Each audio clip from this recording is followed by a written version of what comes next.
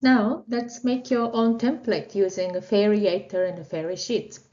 The main difference between these two tools is the output format. So FAIRe-ator output is an Excel format, whereas FAIRe-sheet provides you a template in the Google Sheet format. FAIRe-sheet was developed by the NOAA team who implemented a FAIRe guidelines and found that it would be more convenient to have the template on a Google Sheet where multiple people can use the same form. For example, field technicians can fill the field components of the metadata, and the lab technicians can fill the lab components. So in this workshop, we will demonstrate both tools. And once you know how things work and the differences in the output and so on, then perhaps you can choose your favorite one to implement in your project. If possible, please follow along on your computer as you watch this demonstration, and feel free to pause the video obviously at any time if you like more time to complete a setup and catch up and stuff. And let's start with the FAIRe-ator. For this, you will need R installed in your computer as this is an R function. Now I will navigate to this download tab here, where you can find the links to FAIRe related tools and resources. And let's click this link here, which will then take you to the FAIRe-ator GitHub repository. This README explains all the steps required to run the code and generate the template. So let's walk through this together now. Step number 1, set your working directory in R. So I would open my R, and you can either type in to set your working directory, or you can also go to this session, set working directory, choose your directory. Step number 2, you would need a couple of input files. One of them is a checklist that you already downloaded. You can download it again using this link here if you wish to. And then you would also need a full template here. And both of them, the links are provided here. So you just have to go into this link and your computer will start downloading them.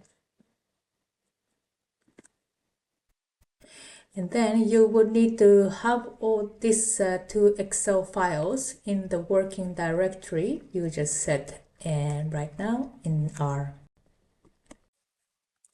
Now in my working directory, I have these two input files.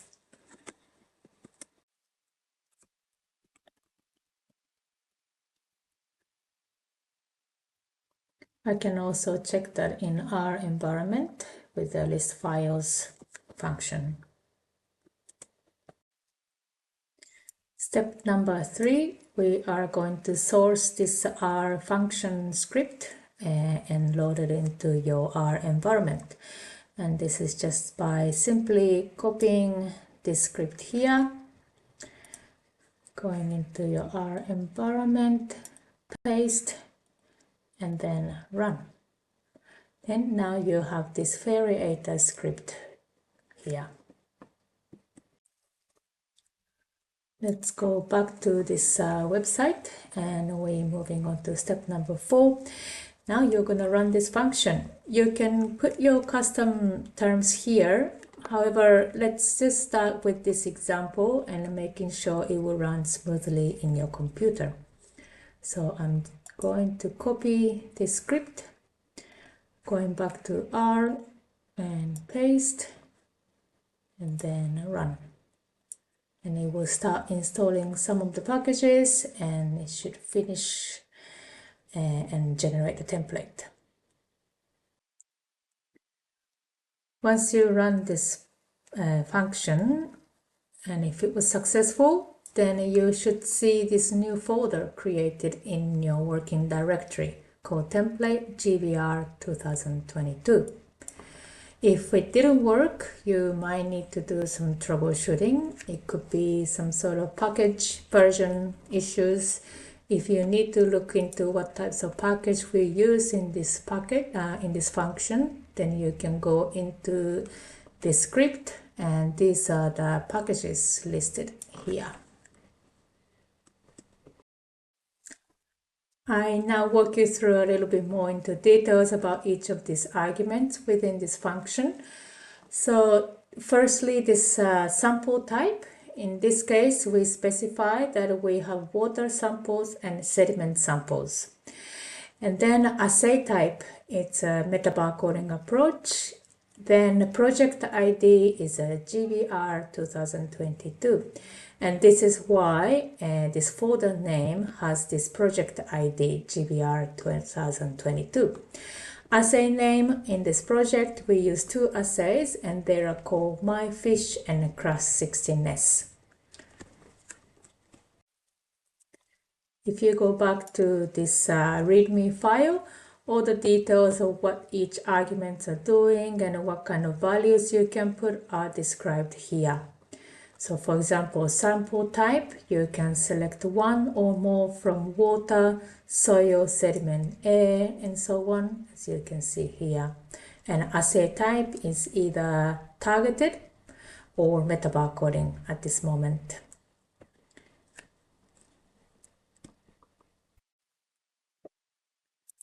Now let's open this template that you just generated now.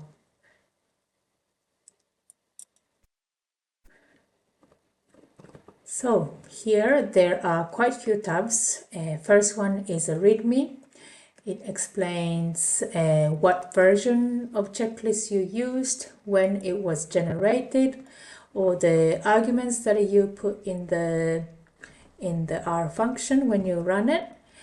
And then the list of files that are required for you to complete this FAIRe workflows. So you will need a project metadata, sample metadata, experiment run metadata, because you selected the assay type is a metabarcoding. And then you will have OTU table for each assays. So OTU raw table for MyFish, and then OTU raw for crustacean. Then OTU final, the curated OTU tables are also listed here, MyFish and crustacean. Same for taxa table, there will be raw and final for each assay. Let's take a look at this project metadata. Here you can see all the term names that should go into project metadata, along with the requirements level, the mandatory, highly recommended, and optional. And this is the sections that are also taken from the metadata checklist. So this is about the project information, then data management, then moving on to PCR information. This is the term names, and if you hover your mouse on each of the term name, then all this information will show up. So this is the requirement level and description, example, then the field type is also listed here.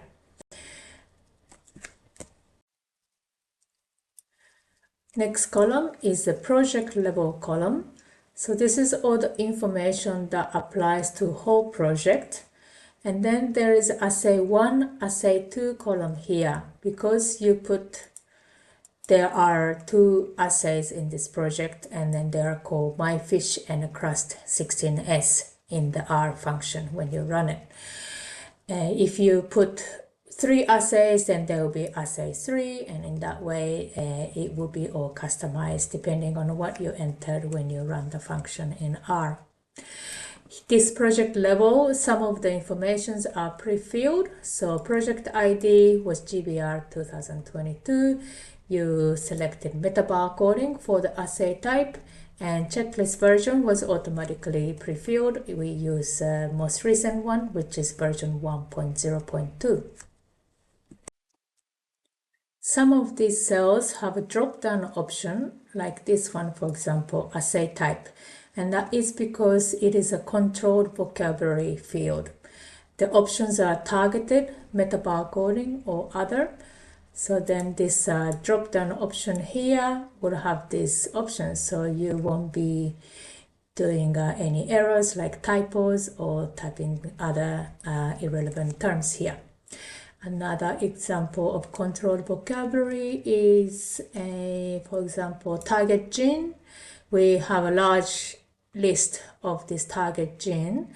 So for this myfish, you would like to select the 12S, and this crustacean assay is a 16S.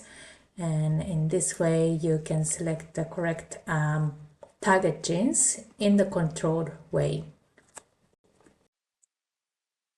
How to enter values using these 3 columns are described in the guidelines, but basically if entries apply to both assays or for project, then you want to use this column D, the project level column. If information is assay specific, for example, this target gene or some of the PCR cycle, annealing temperatures, things like that, then you want to use this assay specific columns. But even for PCR information, for example, master mix information, this might be applicable for both assays. Then in that case, you can use this project level, and in that way you can avoid some duplicated informations. Now let's take a look at the sample metadata in this next tab here. So you will notice that unlike the project metadata templates where terms are listed in a column, the sample metadata terms are arranged across a row. So the orientation is reversed. However, the other components are the same as in the project metadata. You can see the requirement levels in the first row, and the next row is the sections, and each term you can hover and then this window will show up providing the details such as term description and term type and so on. Other tabs here, experiment run metadata, taxa row, taxa final, these are also in the same format as the sample metadata. As I mentioned earlier, FAIRe-ator tool did not include FAIRe terms that are irrelevant for your workflows based on the arguments that you put in when you run the R function. However, you will still find many terms in the template that are still not needed for your project. And you can leave those terms in case you might happen to use them later, or you can also remove them from your template to make them look tidier. For example, in the library preparation step, you may have used one-step PCR instead of 2 steps. In that case, you would choose one-step PCR here, and then these terms starting with the PCR2 underscores, those are to describe your second step PCR protocols, but you don't need them. So you can either leave them here and leave them blank, or you can just delete this whole rows.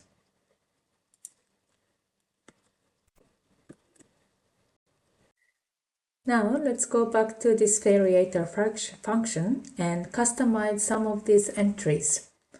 So I'm going to copy paste this where we can play around. I have R open on the left and then this README file on the right, so we can check what kind of arguments we can put. For example, let's say I only had water samples, no sediment, so I'm going to delete this part. And then let's say project ID, this is a free text, so I can type in anything. FAIRe demo is my project ID, and assay name, let's say I had another assay called my decapod. And then now you can have a look at here where it explains about 3 optional parameters.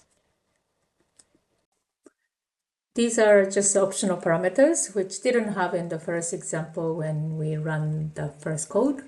But the first one is a requirement level. The default is all, so all the terms from any of the requirement levels would show up in your template output.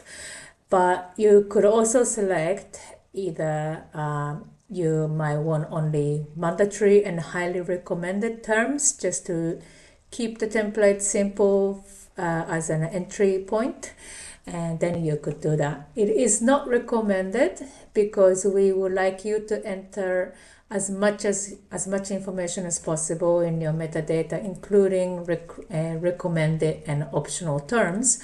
But just for this demonstration purpose, I'm going to do that now so you can see how the output looks like.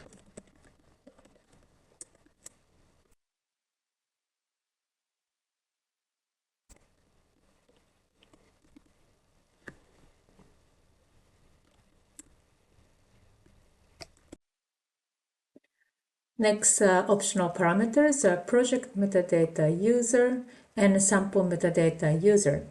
So if you find that the checklist, FAIRe checklist, is missing some terms that you would like to include in your project or sample metadata, then you can pre-enter them using this function. For example, in the project metadata,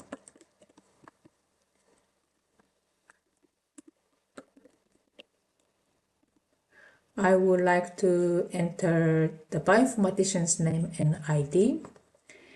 There is a term called recorded by, and where you can put people's name who are involved in the project. But if you want to specify bioinformaticians, for example, then you could do that here. And I would also like to put bioinformaticians ID, for example, ORCID ID. Then sample metadata. I would like to have, for example, cruise ID, because I had multiple cruise trips to collect samples.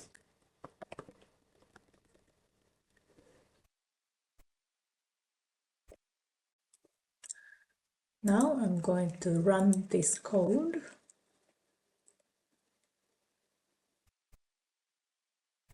And the new folder should be in that directory.